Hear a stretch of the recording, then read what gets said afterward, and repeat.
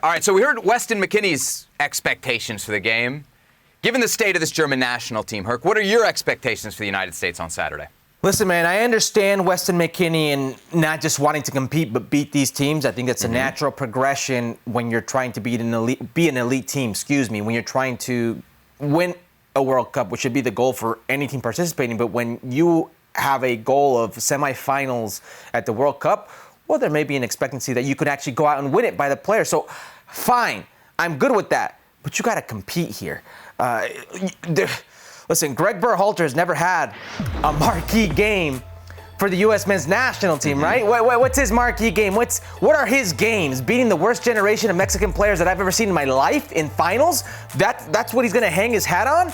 When has he actually beat a team of worth? Are you going to hang your hat on a tie in a World Cup, a 0-0 draw versus England? Is that your claim to fame here? No, you have to have that marquee win. You have to build towards something. If these players, if this team, if this program is to do something special, 2026 World Cup, forget that. Copa America, beating teams like Germany, I don't care what stance or place in their evolution they are right now, with that player pool is going to go far. Now, Julian Nagelsmann, new coach, and you know the saying, new coach comes in, debuts with his team, it's a team that usually wins. This player pool is good enough to compete with lots of teams, not just the U.S. men's national team. Hansi Flick had something like 25 different lineups and 25 different games. That era is over. This is a new era.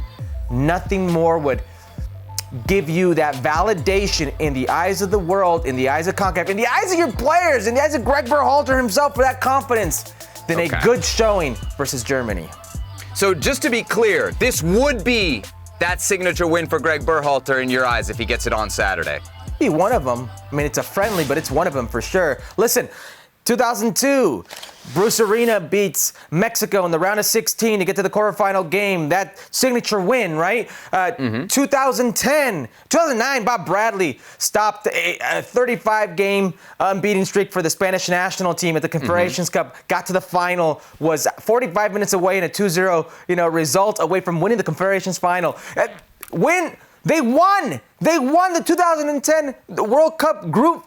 In a group where they were with England. Those are marquee wins. Jurgen Klinsmann, for what he did, won at the Azteca, beat Germany, beat Italy, beat Holland, Netherlands, all of these, by the way, in Europe. Those are marquee wins. Right now, Gregg Berhalter, his marquee wins are finals against the worst generation of Mexican players that I've ever seen in my lifetime. So bad that it's historical. So bad that the first time they've not surpassed the group phase was this last World Cup. Not since 1978 have they not done that. So that's his claim to fame, the marquee win right now for him. This would be a step in the right direction, absolutely.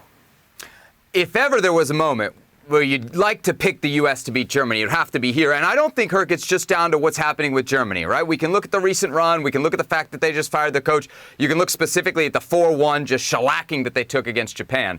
But this has to do with the U.S. moment too, right?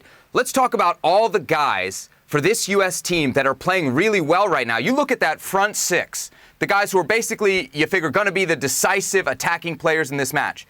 5 of them, Herc, are starting and producing at big clubs. Maybe not the biggest clubs, but at significant clubs in Europe. Balogun is starting and scoring in France with Monaco. You got Christian Pulisic starting and scoring with AC Milan. Yunus Musa, ahead of schedule, but starting. This past weekend, both Tim Weah and Weston McKennie started for Juventus. The one guy that's not starting is the guy that we're all talking about figuring out a way to get more minutes for, and that's Gio Reyna, and we know he's got the talent. So you look at how well the U.S. is playing coming into this game, and I'm telling you, Herc, as a U.S. fan, if I was ever going to feel confident against Germany, and there is some decent history against Germany. The U.S.